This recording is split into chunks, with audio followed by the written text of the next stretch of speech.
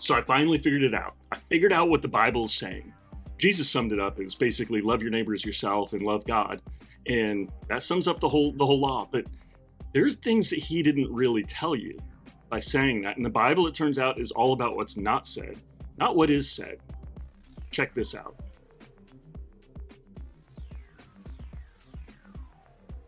I call it the law of reciprocity. So the idea is you are judged the same way you judge other people. That's the idea of the law of reciprocity. I think that's the entirety of the Bible, all summed up in one. And I'll go through several examples for you so you can understand what I'm talking about. First off, 2 Timothy 2:5 says this. Also, if anyone competes as an athlete, he does not win the prize unless he competes according to the rules. I'll say that again. Also, if anyone competes as an athlete, he does not win the prize unless he competes according to the rules. What the Apostle Paul is telling us in his letter to Timothy is that you have to follow the rules. And Jesus said he came to fulfill the law. He didn't come to cheat it. He didn't come to diminish it. He didn't come to get rid of it. Instead, he came to fulfill it. We know Jesus is the rabbi. And his disciples, that word disciple basically means student. And that's the idea. So he taught his disciples how to beat the gauntlet according to the rules. That's what the Bible's all about. So the law of reciprocity is basically saying love your neighbor as yourself. And what Jesus left out is because your neighbor is yourself. So flip to 1 Corinthians 15, 46 to 49. Basically the idea is you have to become born again. Well, you have one person who starts out as earthly, or earthy, or earthen, and then you have the second person who's the spiritual side. Two people, your neighbor. And Jesus came, and when he did, the mountains came low and the valleys high, the dry bones got breath. So you have the dead that come alive during Jesus' ministry, while the spiritual, the pious, and the hoity have to come down. Those are the two sides, both earthen and heavenly, spiritual, coexist. I'm going to go through several examples of how this law of reciprocity works, though. It's really interesting. So here's a quick list of what I'm going to go through in this video. Korah's rebellion against Moses. We think of that as a bad thing. Turns out maybe it's not. Jesus' ministry and some of the things that he taught. Adam and Eve and the setup and how that works. Jonah's trip to Nineveh and how Jesus calming the sea is representative of that. And also importantly, Jonah, Jesus told us, is the only sign that we would get after Jesus is gone. Think about all the dynamics and all the things around Jonah and what happened to him and his experiences. That's what has to happen while Jesus is gone after he ascends. Okay. Last one is Peter is the rock upon which Jesus would build his church. And all the characteristics that are Peter and all the things that he exhibits are really important to understand this law of reciprocity. And it all turns out that this law of reciprocity ends up being the key that Jesus gave Peter to turn and either bind or loose all things in heaven, all things on earth. And Hades, those are the gates that nobody can shut because Peter can loosen that. The thing is, he has to let the cat out of the bag. So Korah's rebellion is told to us principally in Numbers 16.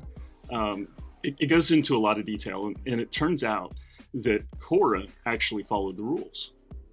Oddly enough, we think of Korah's rebellion as a bad thing, right? Well, I mean, everybody in the New Testament went against Moses' law too, right? So Korah came up, rose up, and that concept of waking up and rising up is the idea of showing yourself. Which, by the way, is not okay. You're not supposed to show yourself, but it turns out you can. Certain people can show themselves. It's a one-way street, though. Like I'll get into that later. Korah followed the rules, though. So Korah had two witnesses and came up and told Moses that all people are holy. And what happened next is really interesting. Moses fell flat on his face. And the reason why he fell flat on his face is because he had to cause the earth to swallow Korah alive. And when that happens, the law of reciprocity also causes the earth to swallow you alive. That's the law of reciprocity. So he falls flat on his face in the dirt. That's the idea of the earth. And that's when Moses fell. Also, Korah is swallowed alive. It turns out Korah's got a distinct characteristic. So Korah's sons are the psalmists. It's interesting, right? Psalm 43:1 is a plea from the sons of Korah that God state their case. Well, nobody wants you to state their case nobody wants God to state their case unless their case is rock solid, right? So they knew that they were right. Psalm 49:4 says that the psalmists propound riddles on the harp. And we know that David was a psalmist, and David played the harp, and he played music for King Saul when the evil spirit came over him. The idea is when Saul is overcome with grief, then David is there to play the harp. The same thing with the psalmists. It's all the same concept. So when that person that is the ruler of the earth, so to speak, that's sort of the mysterious back end of that. When the evil spirit overcomes that person, then there is some whisper from God. Effectively, that's the idea in the form of psalmists that then propound riddles that nobody knows except for them themselves. Like Revelation talks about a song that only certain people, the 144,000, can learn. It's sort of fascinating, right? But that's the idea. So you have the psalmists, you have the sons of Korah, and they propound riddles. It turns out the idea of being sucked into the earth and not being able to come back out is the idea of a snake, limbless, somebody that doesn't have a limb. So Jesus healed limbs, people that couldn't walk. That's the idea. So Jesus, the law of reciprocity. So if he heals, he has to be healed. If he causes somebody to fall, which he said he came to divide, right? So if he came to divide, then he would have to adhere to the same law of reciprocity. So something interesting happens in 2 Samuel 12:13. It's a punishment for David that he loses his sins. His sins are taken away by God. And what that causes is somebody who can't die. Read that verse very carefully in multiple versions of the Bible. Translators are terrible about reading their own theology into the text. It's actually really bizarre and annoying. But yeah, it was Jesus' plan. I mean, that was the idea, to teach in parables so that we wouldn't get it. Jesus taught that in Matthew 13, verses 13 to 15, evoking Isaiah. We'll talk about that more later too. But it's really interesting. Sin goes away, so you can't die, and that's why Jesus taught that some people won't taste death until the Son of Man comes again. They can't die. They have no lineage. The family line can't die. That's sort of the concept. But 2 Samuel 12:13 is a very, very important and almost earth-shattering verse when it is taken into account with the entirety of the Bible about sin. You can't do it, but you have to have it in order to make it. So that's the idea. And I can talk more about sin another time, but sin is a very powerful and mysterious concept, but it's important. So in the end, Korah's rebellion is about Moses falling because he caused somebody else to fall. He fell flat on his face, so he had to too. It's the law of reciprocity playing out. It had to be reciprocal, is the idea. So in Jesus' ministry, there are several things that Jesus went over that are really important. Jesus taught us a few things. The very last lesson in the Bible, by the way, Revelation 22:11, is basically saying, so Revelation 22:11 basically says, let people be who they are. And that's the idea of free will. It all boils down to free will, guys. Free will was denied with the Nephilim. Free will was denied with Eve and Adam. Free will was denied with Sodom. Ezekiel 16:49-50 tells us what actually happened in Sodom. It's not about homosexual sex. It's about a denial of wealth. The townspeople wanted something. They wanted this intercourse. Think of it as an exchange or knowledge, or the holy kiss, even like Judas gave to Jesus.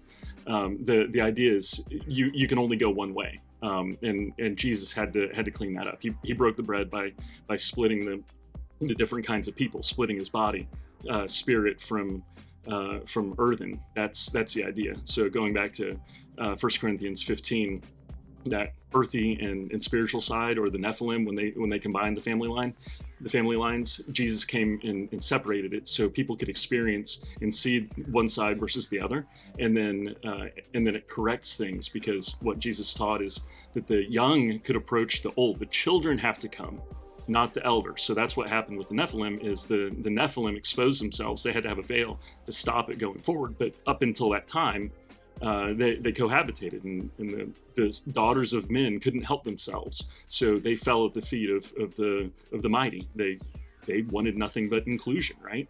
Well, it turns out that wasn't what God's plan was. So God flooded the ungodly, which are the earthen people, but the godly didn't get flooded. That's interesting. In 2 Peter 2, we read that it's the ungodly only that got flooded. Notice that. It's actually really important. But anyway, the younger, the children have to approach Jesus. The elders can't, and that's why things fell apart for Sodom. Both young and old men were there, and everybody wanted the truth and knowledge. It was denied to them. As Jesus reminds us, God desires compassion. It's actually really important. Getting into Jesus' teaching about the law of reciprocity, we have to look at Matthew 7, 1-2. It says we're going to be measured the same way we measure other people. It's really important to catch that. We're measured the same way we measure other people. That means if we judge somebody righteous, they're going to judge us righteously. If we judge them negatively, then we're judged negatively. If we put ourselves at the head of the banquet table as Jesus taught us, then we're going to end up being put at the foot. Because what you're saying by putting yourself at the head is somebody else is lower than you. So you're not just judging yourself, you're judging them. What's not said, it goes back to what the Bible's teaching is what's not said. That's parabolic teaching. That's how Jesus taught, was parabolically. Jesus is saying, if you put yourself at the foot of the table, that means you're judging somebody else better than you. That means that they have to judge you better than you as well. You get judged the same way you judge somebody else. So if you put yourself at the foot, that means you put somebody else at the head. That means automatically you're put at the head by that other person. That's how that works, and that's what Jesus taught in the parable. Matthew 7:12 and Luke 6:31 both say to treat other people as you would want them to treat you. It's the same thing over and over again. It's the law of reciprocity. Jesus taught in Matthew 6:14 and 15 the exact same thing. The parable of the unrighteous steward. In your unrighteousness, whether you're righteous or unrighteous by nature, if you become unrighteous or you are unrighteous and you commit an unrighteous act, and that unrighteous act is forgiveness, then you are automatically forgiven. Because that forgiveness has to be given to you. If you forgive, you have to be forgiven. That's the way that works. Matthew 18:33-35 tells you the penalty if you mess that up. You're stuck, but so is the other guy, even though they're forgiven.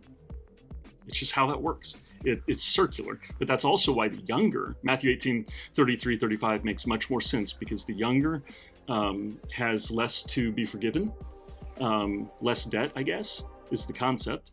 And that younger person then can approach Jesus. As Jesus said, you can only approach him as a child. So that's the idea. That younger person has to come along and be forgiven too. That's the idea. But they're the first ones that have to show up. The last thing that I'm going to point out from Jesus' teaching is you have to settle your debts on the way to being forgiven. So you don't want to be thrown in prison, Jesus taught in the Sermon on the Mount. So settle your debt on the way with your opponent, with your foe.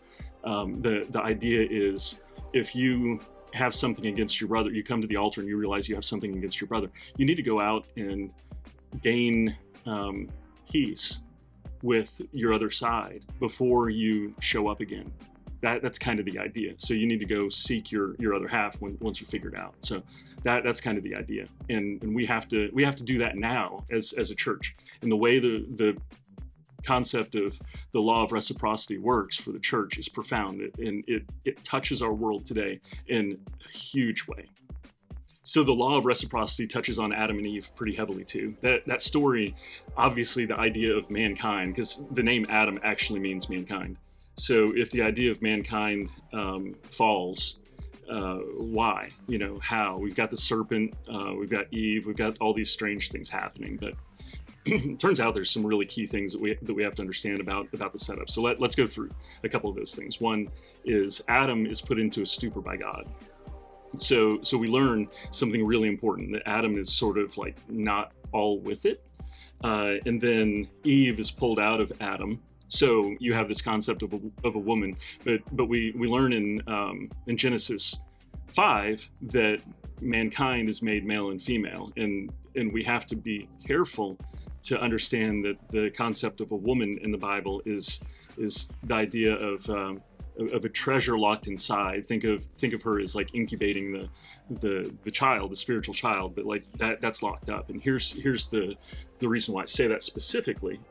Not only does it clean up a lot of other things in the Bible, the word for rib, the word translated to rib, also means the long side of an ark, means a hinge or a plank, side room. The idea is you have this sort of pouch on the outside of you. I don't know, think of a kangaroo maybe, marsupial. The idea is you've got this inner self that's locked inside of somebody else. And that's the idea of Hebrews 4:12, where it says that only God's got a knife that's sharp enough to divide the soul and the spirit. So you've got the soul and the spirit that are divided. And that's the concept of Adam and Eve being one person split apart. And then the person in Eve, she takes the fruit, she eats the fruit, and then by nature, the exact same thing has to happen to him. You see what I mean? So there's this law of reciprocity that's happening. That's how when she ate it, she forced him to eat it too. It's a dual-edged sword sort of concept. Had to work that way. That's the idea. So Adam and Eve fell because they ate the fruit from the tree of knowledge. And the fruit gives you the ability to know the difference between good and evil so you can be like God. That's what happens. That's what the serpent tells us, right? Okay, so what way do we figure out the difference between good and evil? Right now we read the Bible. Jesus is the Word, and Jesus taunted his followers. I don't know if it was a taunt or not, or maybe it was a promise, whatever, however you want to look at it. In John 6, when Jesus said that, guys, you're going to eat my flesh. Well, what he's saying is you're going to eat from the tree of knowledge. That's the idea. And they're like, oh no, we're not. And they left. A lot of them left. His disciples didn't, but a lot of them did. The idea is, since he's the Word, he's going to be eaten. And the same concept is shown in Revelation, where John eats the scroll. It's this concept of eating the Word, consuming that. So these two, Adam and Eve, fall in a reciprocal way because the soul and spirit is divided. Back to 1 Corinthians 15, 46 to 49, you've got an earthy side, and you've got the spiritual side. So as soon as one eats the fruit, the other one does too. So it's a mutual reciprocal fall. It has to be.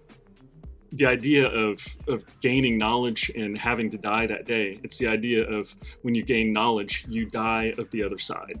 So no longer are you unaware, you are now aware. So your death is a death of unawareness. That's what that becomes. So let's see how this works with Adam. So Adam and Eve eat the fruit of knowledge. And what happens the day you eat the fruit is you have to die. The idea of death in the Bible turns out to be death of unawareness, or being woken up and realizing that you're divided, realizing that you're sort of split apart. That's kind of the idea of what happens when Adam and Eve are divided and then they eat the fruit. They know the difference between good and evil because they can see it as a mirror of each other. It's one person divided into two. Think of it that way. So what happens, like 1 Corinthians 15, 46 to 49 says, is you have these two different kinds of bodies. One's earthy and one's spiritual. The second one is spiritual. That's the second one to come. So that's Eve. So think of her as the spiritual side. She eats the fruit. She's not supposed to, but she does. And then Adam effectively has to come back and find his way to rescue her. So that's essentially what happens with Adam and Eve. So the way the rule of reciprocity comes into play here is the separation comes because the fall of the angels. At least one of the angels fell, became rebellious. Think of Eve. She became rebellious, right? It's sort of the same story told over and over again. So you rebel, and what happens is you cause a division. So as soon as she ate that, they had to go outside of the garden, and they hung out in the trees. And God gave them clothes, which is skin, essentially. So skinned them and caused them to be able to live outside the garden. The garden, of course, is guarded by the flaming sword, and that flaming sword is the word of Jesus. Remember, Jesus, and this isn't often something that we talk about, but Jesus came to baptize with Holy Spirit and fire, which is opposed to the baptism of water, which is John. So think of the baptism of water, quenching the flame and the fire. And that's kind of the idea of what's going on here in the Garden of Eden. So when the angel gained pride and rebelled, and that means that there was a division, automatic division. So when that happens, the law of reciprocity requires God to be separated from the rebellious one. That's the way that works. You sort of self-inflict the harm and the wound. It's also the story of the prodigal son, and it's the story of the second day of creation, the water from the water with a vault in between. It's also the story of Exodus and the idea of dividing and being separated from someone else. You know, the idea is you're in this land of desolation. That's where the fruit can eventually grow, because that's where the land is. But it takes this vault, this thing in between to maintain that division. So let's see with Adam and Eve how the law of reciprocity works. They exhibit it perfect. So here's what happens. Before the fall, nobody would eat the fruit of the tree of knowledge. There was no suitable helper. So God created the suitable helper, which is Eve.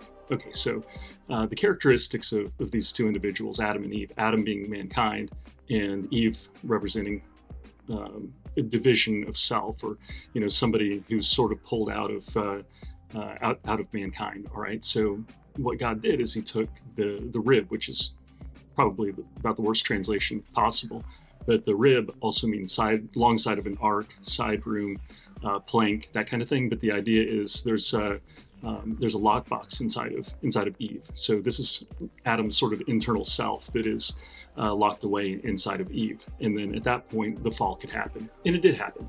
So what happens technically here? Refer to 1 Corinthians 15. 46 to 49 again, and it's the idea of the earthly coming first, which is Adam, and then the heavenly coming second, the spiritual side coming second. Adam and Eve in the fall depict this. So the rule of reciprocity, or the law of reciprocity, plays out because when they eat the fruit of knowledge, they gain the understanding of the difference between good and evil. And the result of that is you become like God. So when you become like God, you know the difference between good and evil. Well, now you're different. You've transformed. You've woken up. When you wake up, that's waking up as a different person. That's becoming reborn. That's what Jesus says when you're born again. You have to be born of the Spirit. Well, now you're being carried by the Spirit, sort of thing. That's the idea. So specifically, mankind is meant to rule. Genesis 1:26 and 1:28 says that. So if mankind is set to rule, and Adam and Eve are no longer mankind, they can no longer rule. They can't make judgment. They can't decide, because why? They know the difference between good and evil, but they aren't good witnesses any longer. So they can't judge. You have to be a pure witness. You've got to be unaware of the world around you to become a perfect witness, a good witness. That's the whole idea. First is testimony, witness. Jesus talks about settling debts and things like that. That's what it's all about. So the greatest irony, I think, of Adam and Eve in their fall is when they gain the knowledge and understanding, then they lose the ability to learn, right? So when you gain, you can no longer grow. So you've already grown. Well, this fits the rule that Jesus set out, and how Jesus' ministry changed things is those that could see are then blinded. So Jesus used parables to accomplish this. In Matthew 13 to 15, he says specifically that that's the reason why, to maintain division. So that flaming sword of baptism that Jesus used is the word, and it's the idea of hell. So mankind will never turn to the other side. It's a way to maintain division long enough for Jesus' ministry to spread, and discipleship to spread to all the appropriate people. That's kind of how the fall of man is reversed. So Jesus reverses that through the word and confusing parables. So ultimately, how the law of reciprocity plays out is when they become the spiritual side, they can no longer go to the younger. So back to Jesus' teaching about the children have to come to the spiritual side. That's man. He has to be able to come to the spiritual side. So like the Nephilim fell, which is the idea of the Nephilim coming to the daughters of men. You can't go that way. It's got to be the daughters of men going to the Nephilim, but they have to be blinded. They can't know the difference. As soon as they know the difference, then they don't have the ability to make that decision. They can no longer rule. So that's sort of how Adam and Eve work out. Well, it turns out that knowledge ends up becoming a trap, because you know the difference. The person who judges maintains the division, and the person who doesn't judge has to deal with it. That goes back to John 21:18, where when you're older, you're led around by your hand to places that you don't want to go. So it all works together with this law of reciprocity. You're the one that's now being victimized by the judgment of the person who is able to judge. That's how Adam and Eve play out the law of reciprocity. This law of reciprocity plays out with Judas as well. So the idea of Judas kissing Jesus, he sees Jesus' face, but that's effectively taking a bite of the proverbial apple. So he immediately wakes up and he knows what he has to do. He's got to hang on the tree. He's got to wait until somebody comes along and picks the ripe fruit. That's kind of the concept. So he becomes aware of how things work. He returns the 30 shekels and he goes and hangs himself on the tree in the potter's field. And notably, Judah, according to Genesis 49:10, maintains the ruler's scepter. So that ruler's scepter, and think Judah also is the one that put Joseph in the well and wanted to sell him off. Well, he's got to suffer the same consequences, because that's what he wanted to do. And it turns out he was in the potter's field because he was the potter. He was the one in charge. He was a ruler. So Jesus bound the strong man, and that's what Jesus was talking about when he said he bound the strong man. So he bound the strong man in the form of Judas, because Judas was sort of the escape mechanism for Judah. Effectively, he took away Judah's sin, like David's sin was taken away in 2 Samuel 12:13. So Judah couldn't escape. He couldn't get away. That's essentially what happened during Jesus' ministry. He flipped the tables in the temple court. That's exactly what flipping the table in the temple court meant. He flipped the script around 180 degrees. Jesus, the chief cornerstone, the word cornerstone really means corner. The chief corner is like a reflection of yourself. So you're divided, like Adam and Eve were pulled apart. You're divided, so you see how you are in the two different states. Jesus becomes that mirror. And that's the law of reciprocity. And that's why Judah had to hang on a tree, because he was the potter. He had to be potted up. The law of reciprocity also works with Jonah. So Jonah was forced to go preach, and you're not supposed to preach, right? You're not supposed to expose yourself. If you know the rules, you're not supposed to do that. Well, it turns out Jonah was forced to do that. He knew what his calling was. He knew what he was supposed to do, but he didn't want to go do it. So since he didn't want to go do it, he was forced to go get thrown into a whale before he is spit up on a beach in Nineveh, and everybody converts, and the king too. Well, it turns out he paid the price for that. He got thrown out to the east, which, keep in mind, the east is where the ashes go. So the burnt sacrifice, which is Jonah in this case, gets cast out east, and he has to remain there. Well, very abrupt ending, which is strange. It's like a caterpillar all of a sudden eats and flies off like a butterfly. That abrupt ending is the concept of crossing over and going up. Jonah had to experience that. And Jesus taught us that the story of Jonah is the only sign that we would get in the last days. So it's really important to understand that Jonah is impactful in seeing how this plays out. In the law of reciprocity helps us to identify how things shake up. So God made Jonah do this. So because of that, then Jesus, as God, has to then pay the price. So Jesus pays that same price that he caused somebody else to do.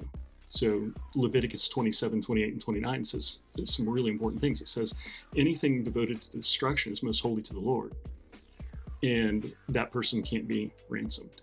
So like Judas, he couldn't be ransomed because he was holy and he was devoted to destruction. John is the same as Jonah, it turns out. That's another story to unpack, but Jonah is most holy to the Lord as well, and Jesus then plays that out, and Jesus promises that that's the only sign, because it's got to be reversed back out. That's how that works. The law of reciprocity sort of plays out across different books and different stories. So talking about the story of Jonah, the sign of Jonah that Jesus was talking about, it also plays out in the gospel accounts. So look at the similarities. So you have this case where a guy's traveling. He's going to a place where he is being forced to go and he doesn't want to go. So then God sends a storm, and the guys do all they can. They try to lighten the boat.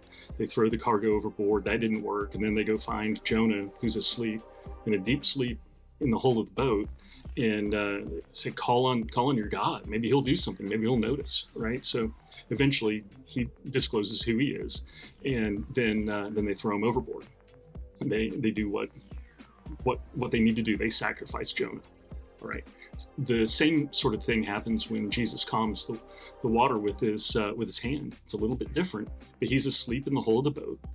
The disciples try to do whatever they can. They try to survive, and then they say, "Hey, Jesus, we need your help. How can you be asleep? We need your help." And he rebukes them, saying, "Guys, like, where's your faith?"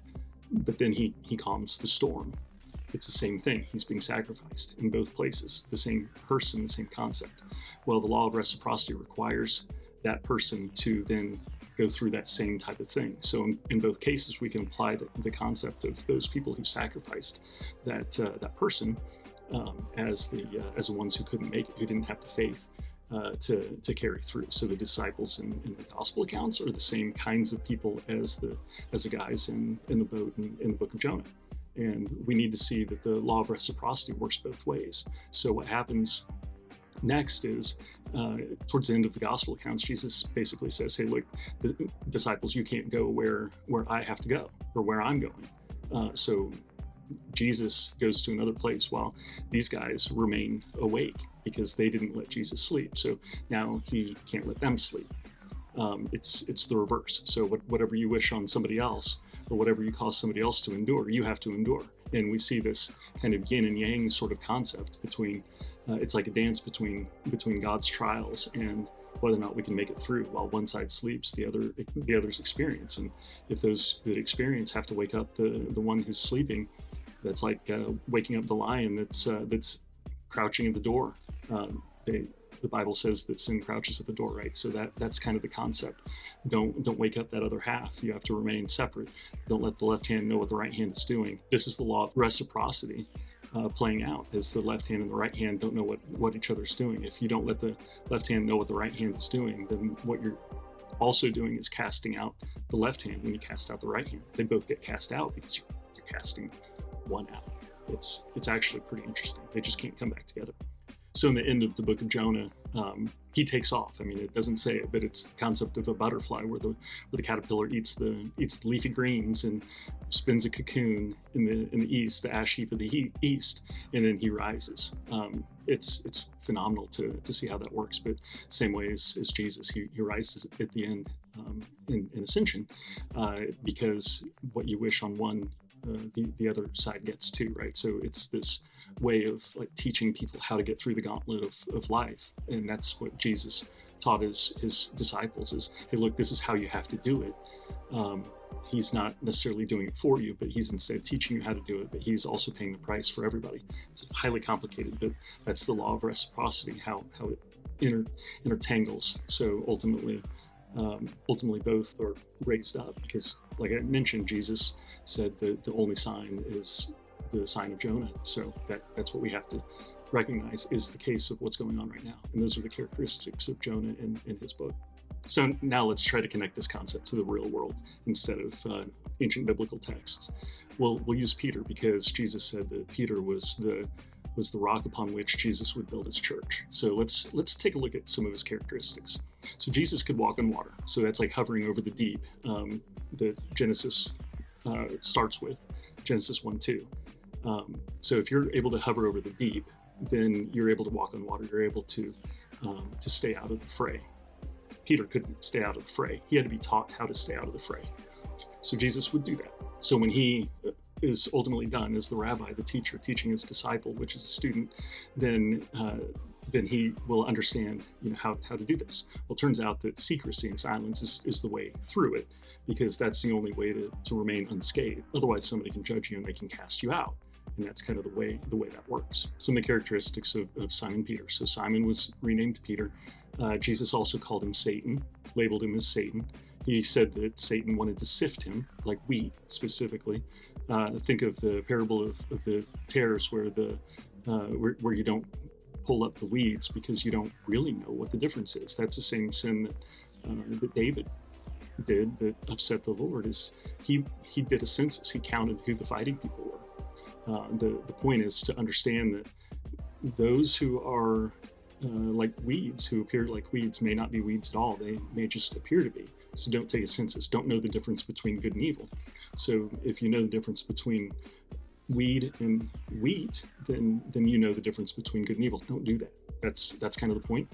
But Satan wanted to sift Peter. So what happens is you have this concept of knowing the difference between good and evil. So that goes back to the fall. I'm tracking. I'm throwing a lot at you. So Satan, the word Satan, the name Satan actually means adversary or accuser. So if Peter is the rock upon which the church is built, and he's called Satan, then that church, then it becomes the adversary or the accuser. So the concept of synagogue of Satan or the whitewashed tomb, that kind of thing, that's the church. I mean, it's sad to say that, but that's what that means. It's the idea of being unforgiving, and you have to be that way to maintain division. Otherwise, you fling the door open, according to Revelation 3:20. As soon as you stop accusing somebody, then you fling the door open. That's kind of the idea. But until then, this law of reciprocity maintains the division. And notably, Peter is given the keys to unlock Hades or lock Hades up. That's because if you continue to accuse or continue to be the adversary, then you keep everything locked up. As soon as you turn and you become kind and judge righteously, and you include people and you stop cutting people off, then you are no longer cut off. You are no longer being accused. You are no longer being the adversary, and you're no longer being the downfall. That's why Peter, as the accuser, as Satan, as the church, is set up in this way. Jesus can't return to his own church until his own church stops telling people that they can't be part of it. Because as soon as the church says that somebody cannot be part of it, then they are by nature cut off themselves. It's the law of reciprocity at play. So what has to be overcome is the stubborn human nature of pride. And we have to recognize that we don't understand everything. And we have to understand that we need to have more faith in Jesus than we do in our own interpretation, our own understanding of the rules. I mean, the Bible says that so many different places. We just need to check the pride, and that human pride Jesus used against us without lifting a finger, without doing a thing. He didn't have to do anything except for teach in parables, and we get confused, and then we take the text incorrectly and misapply it, misuse it, and cut people off. So then we're cut off. It's fascinating. Jesus accomplished a lot just with human pride, just letting us do whatever we want to do while he remained silent. So let's look at the setup and how this works. All right, so mankind was ordained with the ability to judge, which is Genesis 1:26 and 28. Judah was also the one with the ruler scepter, is what it's called. Although that word is translated strangely, it could also mean club or it could mean tribe. Anyway, so Judah is apparently given the ruler scepter in Genesis 49:10. But nevertheless, mankind was the one that was able to judge, and that was possible until mankind and Eve ate the fruit of knowledge, and then they became elevated. They woke up and no longer could they judge, which is why the Son of Man has to come along and judge. Jesus taught us in Matthew 9:6 that the Son of Man can judge. Ezekiel is also called the Son of Man, and he's given the measuring rod, which measuring is the same concept as judgment, which Jesus talks about in Matthew 7:1-2. If you measure one way, you're going to be measured the same way, so don't judge. It's kind of the concept. So in other words, don't say anything, allow other people, because the only thing you can be is elevated. Because if somebody takes you down or knocks you down, the law of reciprocity means that you're automatically raised up, which Jesus taught in his Sermon on the Mount, Matthew 5:11 and 12. If you beat somebody else up with the Bible, or you claim to understand the law and you use Jesus to beat somebody up, then they gain riches in heaven. The reason why is when they attempt to beat you down, what they're doing is they're causing themselves to go low, and you're being caused to be elevated. It's fascinating, but silence is the way that's achieved. And it turns out this setup continues on with the church today. So the church is able to cast people out. It can excommunicate, right? So it can cast people out. And Jesus famously taught about casting people out in Matthew 7:22 and 23. We utterly misuse this passage to understand and interpret it the way we want to interpret it. But what he's saying is this law of reciprocity, when you cast out a demon and when you claim to be Jesus, then you're causing somebody else to gain riches in heaven, but you're also casting yourself out. You're causing yourself to fall. So don't miss that when you cast somebody else out, you have to live with that. That means that you're casting yourself away from Jesus. So he famously says, "Get away from me, I never knew you." And the reason why is because when you cast somebody out, you have to be cast out. So he's casting you out. It's reciprocity. It's the law of reciprocity. It's fascinating how it works, but it continues throughout. But the idea is the lawless can cast people out. The church is full of the lawless people. Those are the people that can do whatever they want to do. Because the spiritual side has to leave, because those who are lawless get what they deserve, right? So as soon as you are under the law, you've got to leave. That's how it works, because anybody who's lawless, mankind, who judges, and as soon as they cast one person out, then that spiritual side has to leave, because that's what you're doing. You're casting somebody else out, so in turn you're casting yourself out. And the church exemplifies that today. So continuing this line, the unrighteous is also the lawless. So the parable of the unrighteous steward, that unrighteous steward is maintaining things for somebody else. And Jesus taught in Matthew 6:14-15 that if you forgive, God's going to forgive you for forgiving somebody else. In other words, the law of reciprocity at work. So the unrighteous steward, if you forgive somebody else and you're in an unrighteous state, then you're automatically going to be forgiven the same way. Like you're going to get what's coming to you, whether it's a good thing or a bad thing. So we're told in an unrighteous state, like the church, that we need to go ahead and forgive, because that's the only way we're forgiven. Jesus doesn't say that's the only way we're forgiven, but that's essentially what that means. It's the only way it can work. So ultimately, the church can be forgiving or it can be unforgiving. If it's forgiving and it includes everybody and it allows people to be who they are and allows people to have free will, come and go, whatever that is, then the church and the members of the church by nature have the exact same thing given back to them. If the church is unforgiving and it casts people out and it denies free will, then free will is denied to it, and it cannot ever be married to Christ, according to the concept in Ephesians 5:31-32.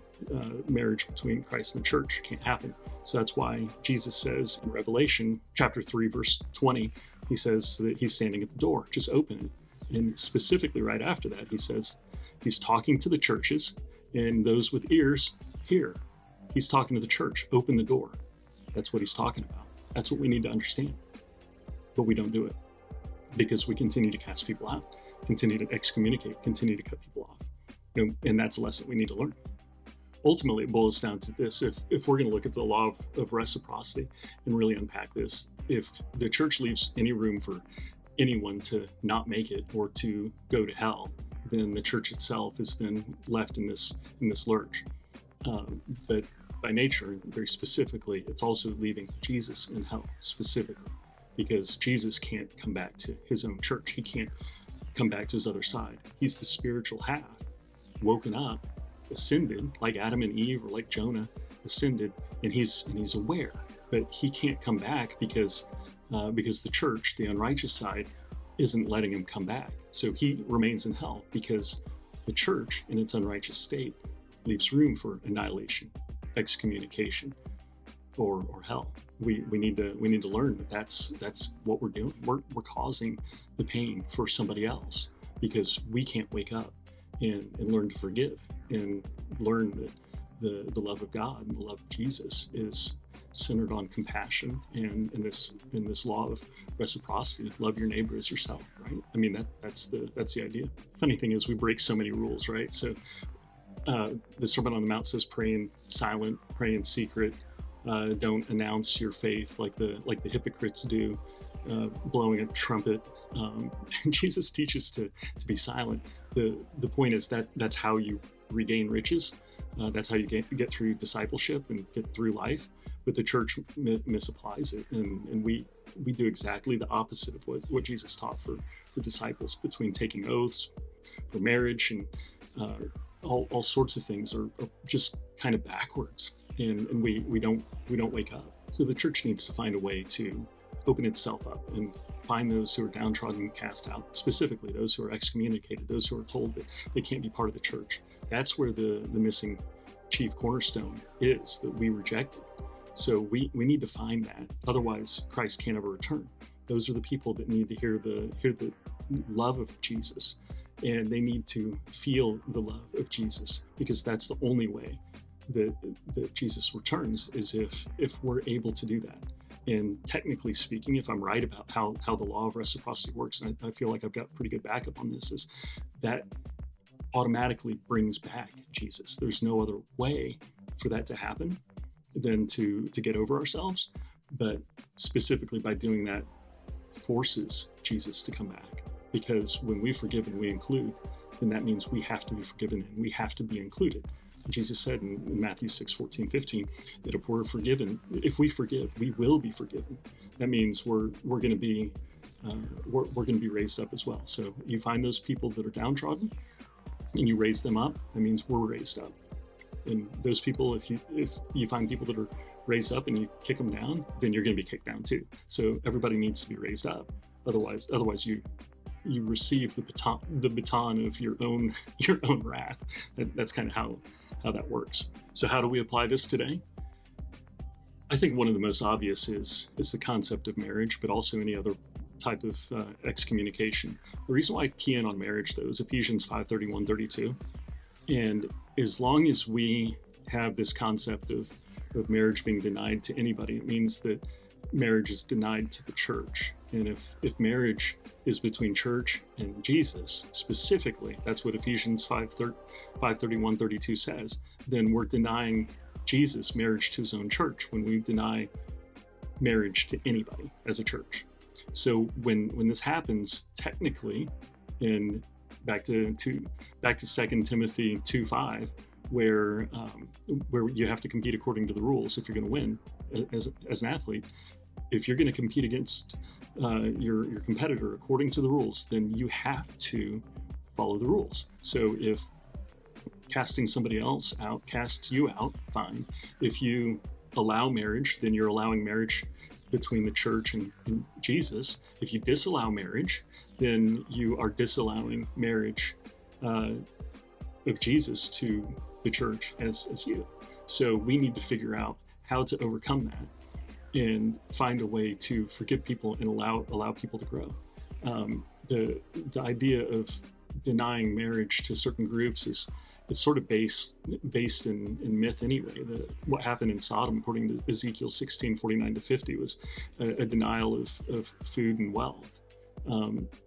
The idea of burning for desire for one another in Romans chapter 1 is the concept of Adam and Eve being divided, one person being divided, and they can't know each other. They